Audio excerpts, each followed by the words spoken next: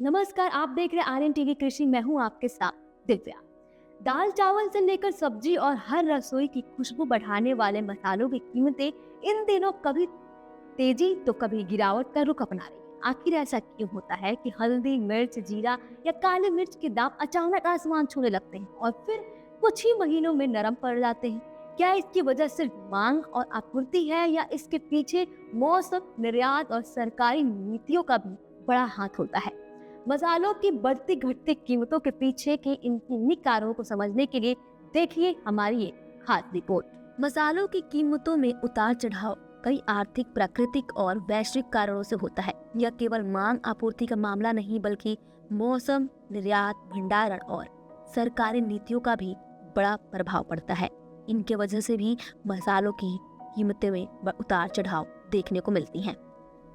बात करते हैं मौसम और उत्पादन, जिसमें पहला मसाले अधिकतर जलवायु संवेदनशील फसलें हैं। दूसरी, अधिक वर्षा, सूखा, पाला या चक्रवात से फसल को नुकसान होता है। तीसरा, अगर उत्पादन कम हुआ कीमतें बढ़ जाती हैं। चौथा, अच्छी पैदावार हुई तो बाजार में आपूर्ति बढ़ती है और कीमतें गिरती हैं। उदाहरण के लिए केरल में ज्यादा बारिश से काली मिर्च की फसल खराब हुई तो दाम बढ़ सकते हैं। वहीं मांग और आपूर्ति को लेकर भी मसालों की कीमतों में उतार चढ़ाव होता है। जैसे त्योहारी सीजन, शादी का मौसम या निर्यात मांग बढ़ने पर कीमतें चढ़ जाती हैं। अगर बाजार में स्टॉक ज्यादा है और मांग कम है तो कीमतें गिर जाती हैं। अब बात करते हैं निर्यात और वैश्विक बाजार को लेकर। भारत 200 से अधिक देशों को मसाले निर्यात करता है। अगर विदेशों से ऑर्डर ज्यादा आए, घरेलू बाजार में कमी, तो कीमतें बढ़ेंगी। वही अंतर्राष्ट्रीय बाजार में गिरावट या प्रतिबंध लगे तो कीमतें घट सकती हैं। वही बात डॉलर की कीमत और विदेशी मुद्रा की।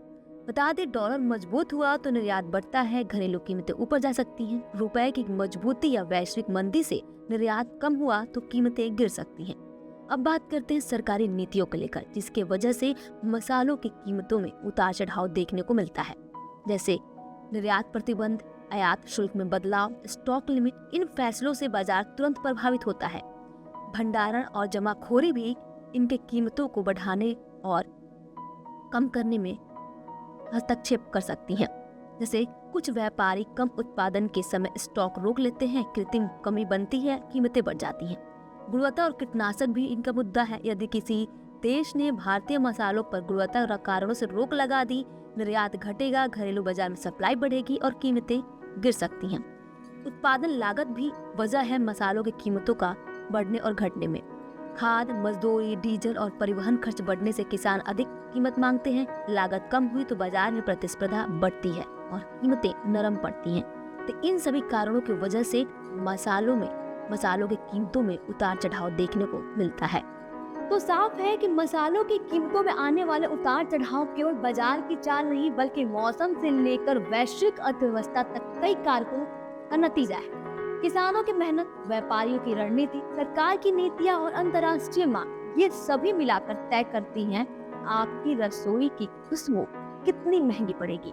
इसलिए अगली बार जब हल्दी, मिर्च या जीरे के दाम बदले तो समझिए कि इसके पीछे कई स्तरों पर चल रही आर्थिक और प्राकृतिक गतिविधियां की कहानी भी छिपी है। मसालों के बाजार की हर हलचल पर नजर बनाए रखिए, क्योंकि महंगाई की महक सीधे आपके खाने तक पहुंचती है।